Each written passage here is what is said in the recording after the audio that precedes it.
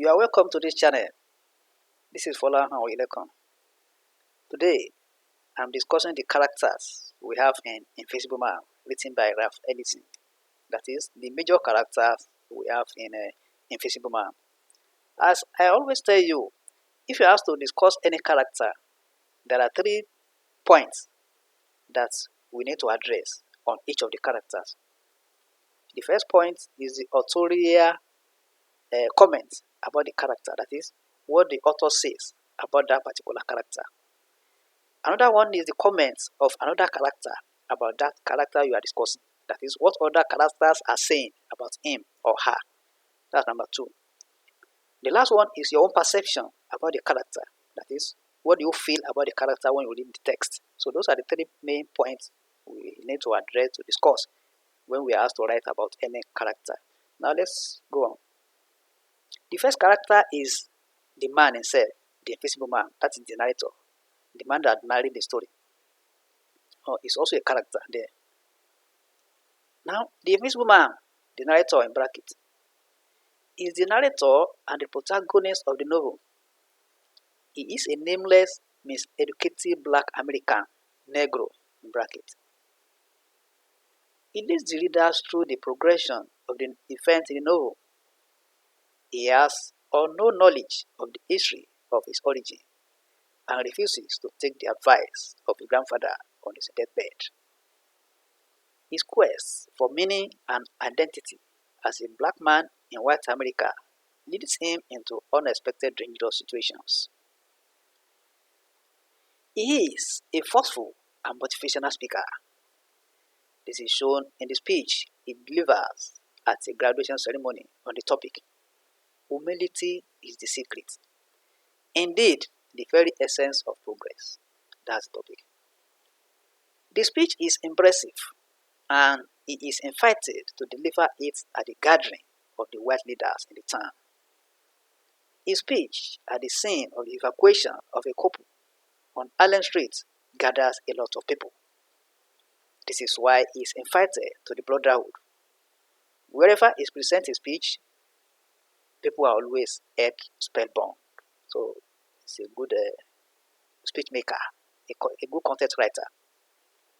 Let's move on. He's dedicated and truthful. When he drives Mr. Norton around the school, he does everything to satisfy the man so that Dr. Bledsoe does not sanction him.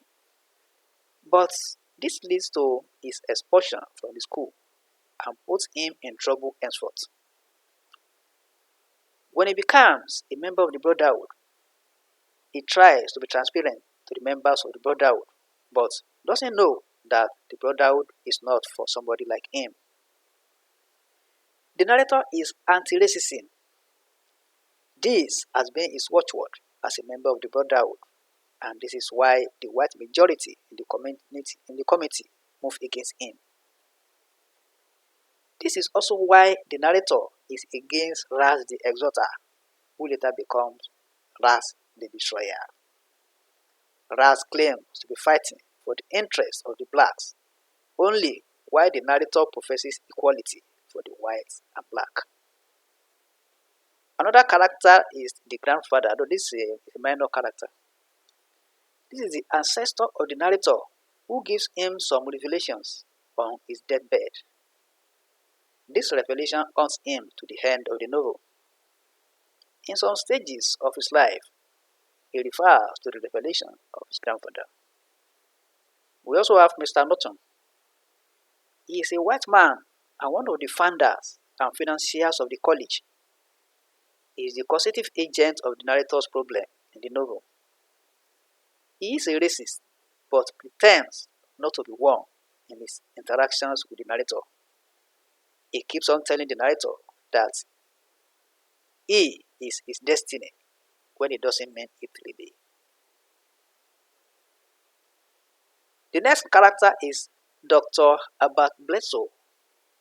He is a black man and the president of the Black College. He is a selfish man. He destroys the dreams of the founders of the college for his own selfish interest. He wishes to remain in his post, no matter whose ox is God.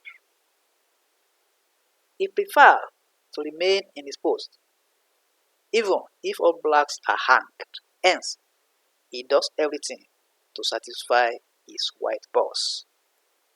That's why he puts the narrator in trouble, even when Mr. Norton says the narrator is not to be blamed for what happened.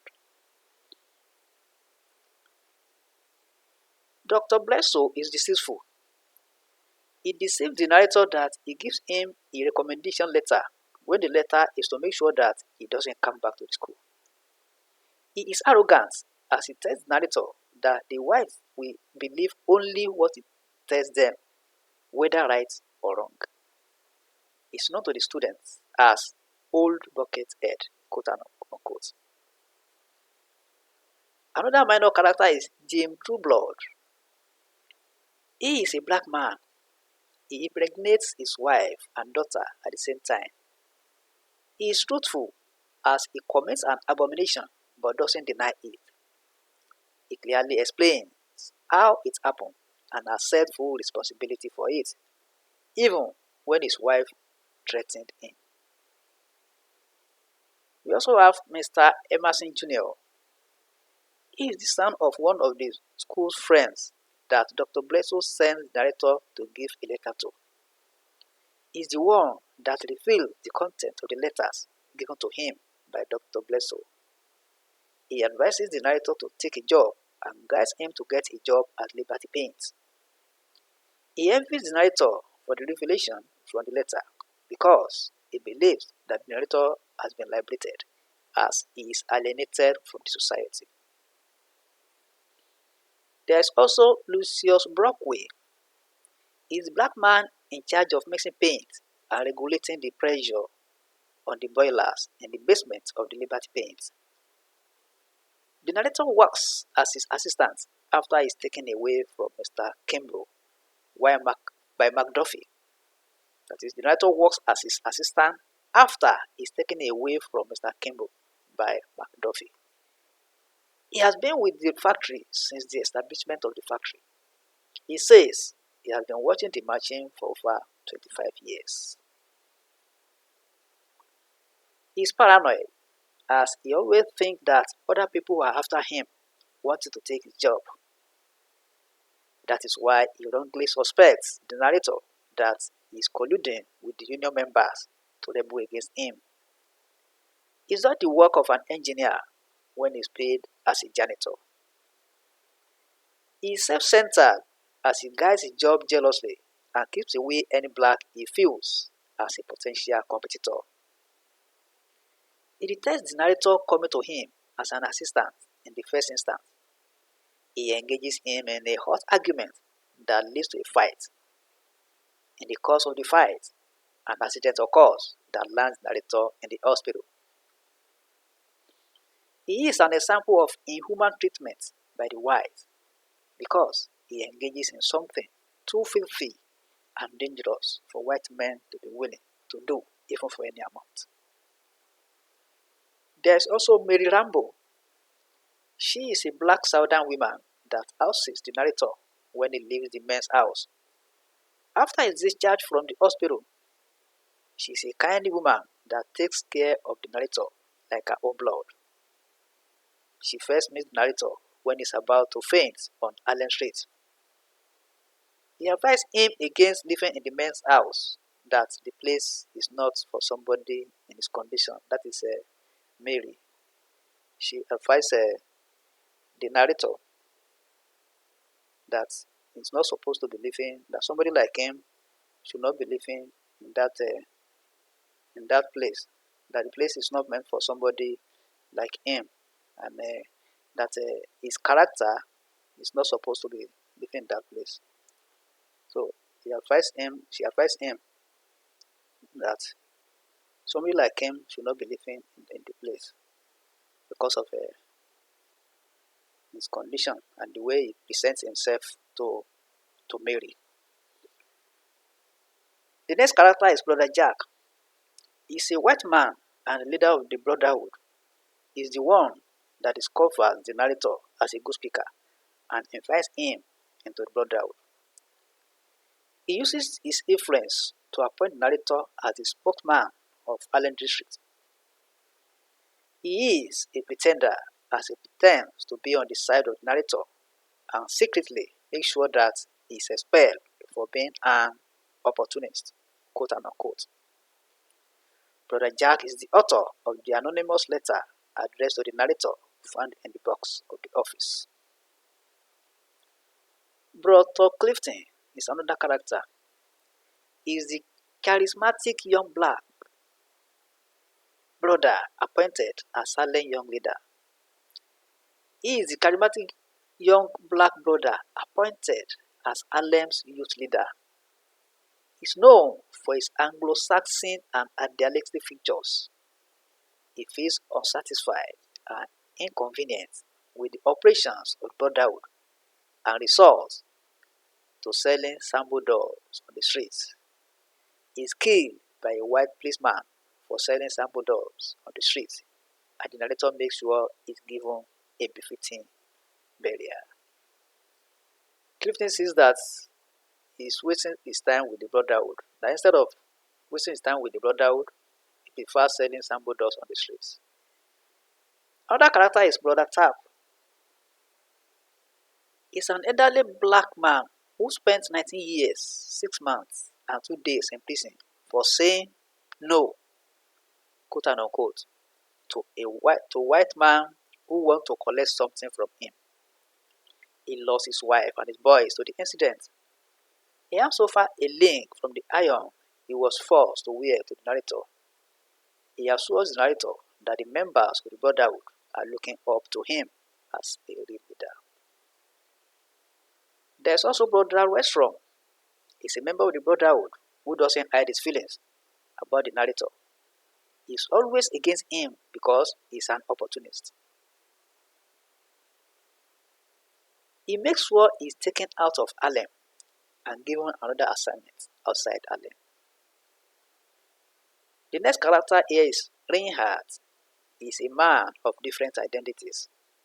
The narrator accidentally becomes aware of this when a lady addresses him as Reinhardt, when he unknowingly puts up attire that resembles that of Reinhardt, while trying to disguise so that harassment will not identify him.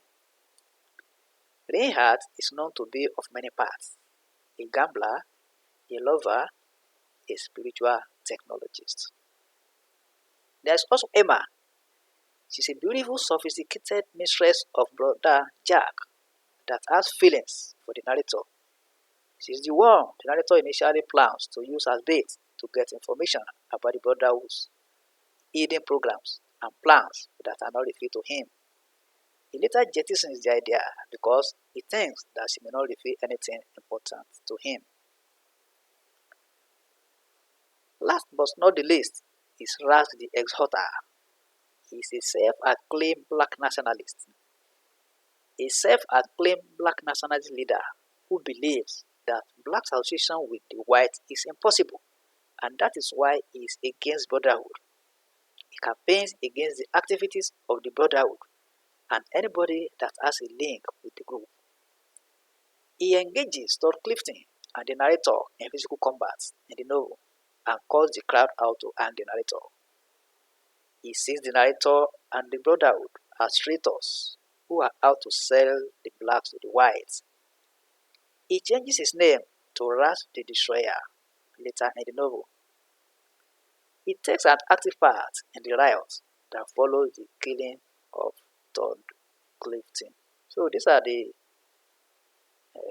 major characters that are that we're able to identify from the Invisible Man, written by Ralph Ellison.